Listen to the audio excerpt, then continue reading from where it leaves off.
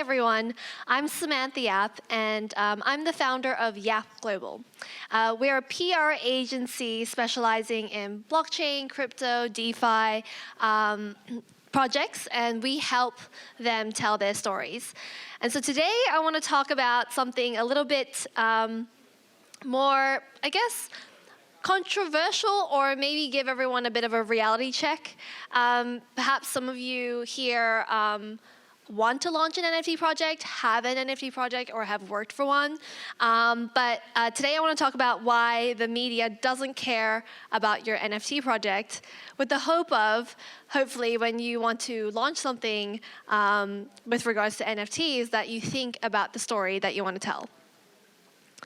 So I just want to start by talking about the context of NFTs. So NFTs have been around since 2012, 2013 as the technology from Bitcoin actually is where it originated from. And then how many of you here remember CryptoKitties? Hands up, CryptoKitties, yep. And CryptoKitties kind of took off in 2017, right? But we don't hear much about CryptoKitties now, although they've been around. CryptoKitties, it did hit like mainstream media, but it didn't actually make headlines, right? But this year, and also thanks also to DeFi Summer last year in 2020, you started to see kind of NFTs take off. NBA Top Shot was one of the things that spurred it, and then this story. So, how many of you remember when this JPEG file by Beeple was sold for 69 million? That happened in March, and it all boils down to context. And so, NFTs really is in the media what we say. It is a buzzword. And this year it really took off. But we really should think about the context of NFTs. So you see this, JPEG file that got sold for 69 million, and also it was sold on Christie's auction house, a legacy auction house. So this built credibility for NFTs. And obviously this was an amazing, piece of artwork, but it was sold as a JPEG. So this story made headlines. It was on the front page it's in the New York Times, Wall Street Journal, all across the wires, mainstream media. So this really tipped it off, I think, this year, along with everything else that's happened. But I really think that this story and this piece was instrumental to NFTs gaining, mainstream awareness. But it had all the ingredients of a great story. Again, it's bizarre that there was so much money being poured into a simple JPEG file that people can just copy and, right-click save. And so it all boils down to context. Now, it all also is about the names. So this year, we've seen celebrities and brands issue NFTs or buy NFTs. So how many of you have seen that Jimmy Fallon recently bought a Bored Ape? So that made news, or that was a story because you've got a prominent figure buying an NFT. Same thing with Paris Hilton getting into crypto and issuing NFTs, and also McDonald's now issuing select few NFTs, and perhaps later on down the road we might have NFT Happy Meals. But it all comes down to the names, and so if you're thinking of launching an NFT project, and there's a lot out there, I've been speaking to a few people even, this past 2 days, and yes, there's those NFTs that's issued like 10K pieces of, regenerative art and different, a selection of 1,000 unique kind of profile pics. But yeah, what makes them special? So this is something to think about. And numbers make the story. So actually with CryptoKitties in 2017, I think one of the most expensive CryptoKitties sold for, if I'm not wrong, $170,000, which was significant at the time, and that did make news.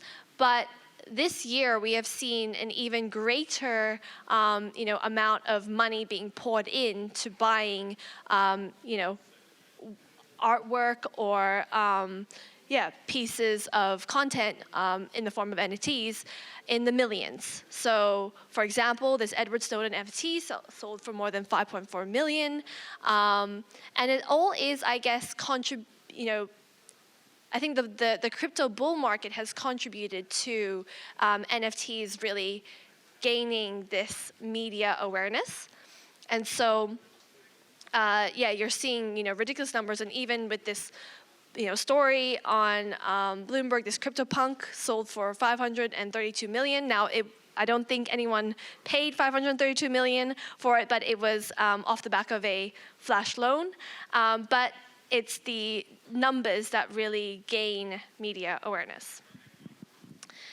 And lastly, negativity, which we don't want to go. If you're doing PR for yourselves or for your project, you don't want to kind of go down this route. But something to note is the media love kind of a negative spin or,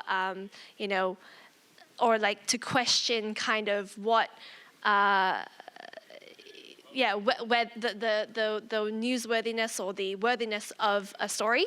Now, I don't know if you guys were aware of this NFT Bay, but a group of guys had created kind of like a similar to Pirate Bay, where you could basically right-click and download all the NFTs on the Ethereum blockchain in existence, and I think there was about like 18 terabytes worth of it. But it posed a question that if you can hold these NFTs, do you really own it? And that was a very interesting way to spin the story on NFTs. So that's just some food for thought on how you can tell your NFT story. So I run a PR firm. So again, if any of you here want to, think about PR down the line, I've just shared kind of why the media won't care about your NFT today, but I wanted to share that if you want to engage a PR firm, here's some, here's a bit of a checklist that maybe you could go through and consider before you engage a PR firm. But what we look for, and I think this is what the media look for, is obviously a strong product or service. And I think with the NFT space, it either is like a marketplace or even a community. That's my second point on a strong and established community. So the media do look at like how big's your Twitter following? Do you have an active Discord? So that's what we look for. Sustainable growth plans. So we don't want to just, and the media don't want to just write about a project that's only going to be around like the rest of this year. And so if you've got a timeline and a roadmap of what you want to do with your project, that will set you up in a good space to engage a firm. And strategic backing, if any of you have any investors, and the right people behind your project. And at the end of the day, exciting stories to tell. So that's what you need to tell your story. So this is who we are. Get in touch. You can see my team. There's Martina, Lauren, and Mia in the back. These are our profile pics. But yeah, thank you. Thanks, guys.